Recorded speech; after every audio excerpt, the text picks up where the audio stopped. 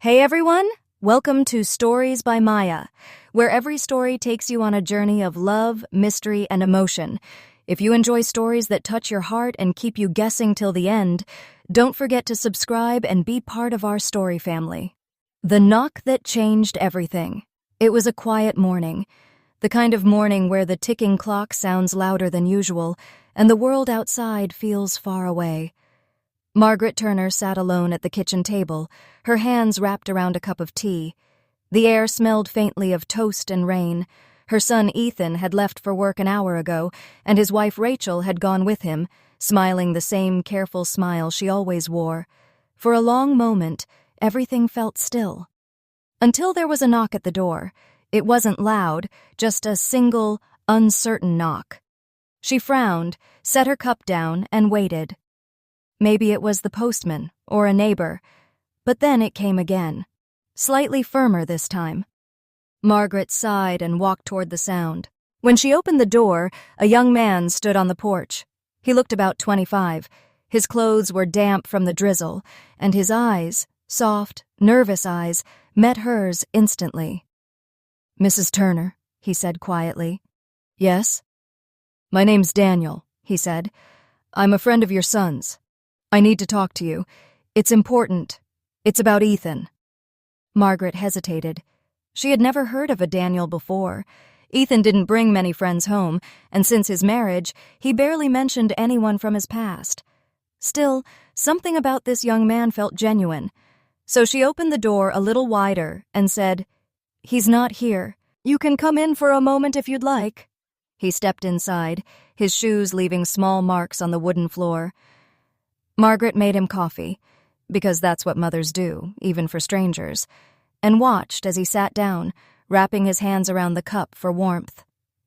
When he finally spoke, his voice was calm, but there was something unsettling in the way he said the words. "Mrs. Turner, your son is in danger." She froze. "What do you mean?" Daniel shook his head slightly. "I can't explain everything now, but I need you to trust me. Please, I'm not here to hurt you. I'm here to save your son." Margaret's instinct told her to send him away, but there was something about the way he said it, steady, sure, full of quiet fear, that made her hesitate. "Save him from what?" she asked. Daniel looked down at his cup. "From someone close to him, closer than you think." The words sent a chill down her spine.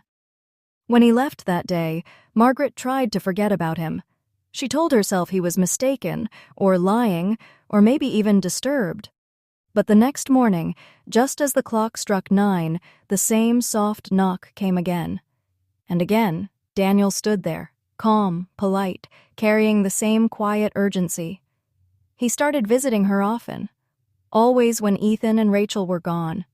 And every time he gave her small instructions. Odd things, but nothing dangerous. "Check the locks on the back door. Watch what Rachel puts in Ethan's coffee. Look through the mail before they come home." Each time she asked why, he only said, "You'll understand soon." Days turned into weeks, and the visits became routine. She tried to ignore the growing sense of dread inside her, but strange things began to happen. Ethan started looking pale and tired. He'd wake up dizzy, complain of stomach pain, and dismiss it as stress.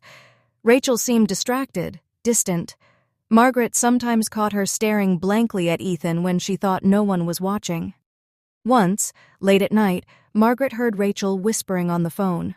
Her tone was low and sharp, nothing like her sweet, careful voice during the day. When she asked about it the next morning, Rachel laughed it off. "Oh, that? Just a friend from work." Margaret wanted to believe her, but Daniel's warnings echoed in her mind. Then, one rainy afternoon, he appeared again, soaked and pale. "It's time," he said. "You need to know the truth." Margaret's hands trembled as she set down her knitting. "What truth?" Daniel took a deep breath. "It's Rachel. She's not who she says she is." He pulled out an envelope, opening it carefully. Inside were papers, copies of documents and forms filled out in Rachel's handwriting. "Life insurance," he said quietly. "On your son's name. Huge amounts. Signed only weeks ago." Margaret stared, her throat dry. "That doesn't mean anything. She's his wife. Maybe it's just precaution." Daniel nodded slowly. "Maybe. But she also opened a secret bank account in her maiden name, and money from Ethan's business account is disappearing, bit by bit." He slid a small photograph across the table, Rachel sitting in a car, speaking to a man Margaret didn't recognize. The timestamp was from a week ago. "She's planning something," Daniel said softly, "and when it happens, it will be too late." Margaret could hardly breathe. She wanted to deny it, but deep down, she knew something had been wrong for months. That night she couldn't sleep. Every shadow in the hallway looked alive. Every sound from outside felt like a warning. The next morning, when Rachel left for work, Margaret searched her room. Inside a shoebox, behind a stack of baby clothes, she found a small glass vial wrapped in tissue. No label, a faint chemical smell. She froze. Then she hid it under her apron and waited for Daniel. When he arrived that evening, she handed it to him. "I found this." He examined it carefully, then looked up. "It's poison," he said softly. Her knees went weak. She sank into the chair. "We have to tell Ethan." Daniel shook his head. "Not yet. She'll deny it. We need to catch her with proof." So they planned quietly, carefully. Daniel told her what to watch for, what to move, what to hide. Every visit felt heavier than the last, and through it all, Margaret began to feel something strange, trust, a deep, instinctive trust in this mysterious young man. Then one morning, he didn't come, nor the next day. She waited, anxious, watching the street from behind the curtain. Then, 3 days later, she found a note slipped under her door. It said only, "It happens soon. Be ready. Save him." 2 nights later, Rachel went into labor. The hospital room was chaos. Bright lights, rushing nurses, the cry of a newborn echoing through the walls. A baby boy. Ethan was overjoyed. Rachel smiled weakly, holding the child close. And for a fleeting moment, Margaret let herself believe everything was going to be fine. But Daniel's note haunted her. "Be ready." 3 days after they returned home, Ethan had to step out to pick up medication. Rachel was upstairs, resting. Margaret went to check on her, and there it was again. Another vial, sitting on the bedside table beside a glass of water.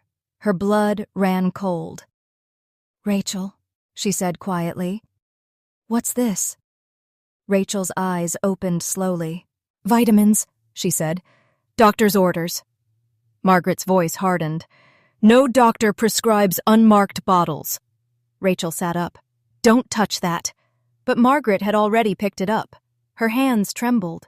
"What are you planning to do?" Before Rachel could answer, the front door opened. Ethan stepped in, looking from one to the other. "What's going on?"